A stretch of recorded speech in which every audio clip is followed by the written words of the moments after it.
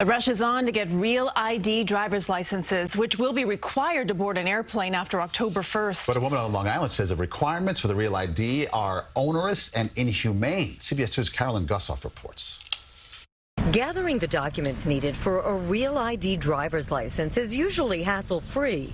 Birth certificate, social security card. But for Laura Siegelman of Plainview, original documents with her name are impossible to find. My father was in Auschwitz, and my mother managed to survive by fleeing from town to town. Her parents lucky to escape Nazi Germany with their lives. That was my life. That's where I was born. She was brought to the U.S. in 1948 as a toddler, issued a green card, then teachers Americanized her name. From Leah to Laura, and it was always Laura after that.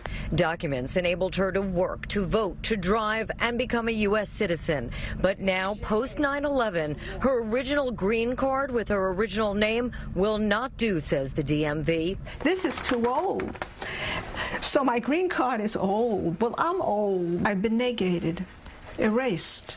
The Department of Homeland Security told us those in the U.S. lawfully are able to get a real ID, although they may need to get certain documents updated or replaced. She's not the only one who fled dire circumstances without documents soon needed to fly. Assemblyman Charles Levine pressing for changes.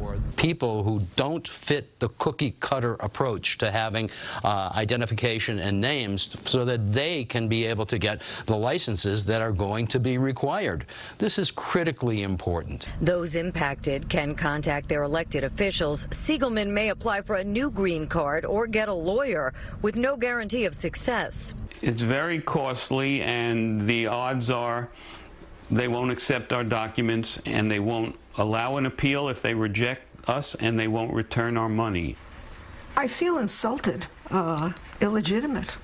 Suddenly. She's asking for an in-person appeals process for Americans who can't pull up documents from the ashes of war. In Plainview, Long Island, Carolyn Gussoff, CBS 2 News. Travelers without a real ID can still use their passports to fly. Siegelman says she never needed a passport, and now the requirements for one mirror those of a real ID.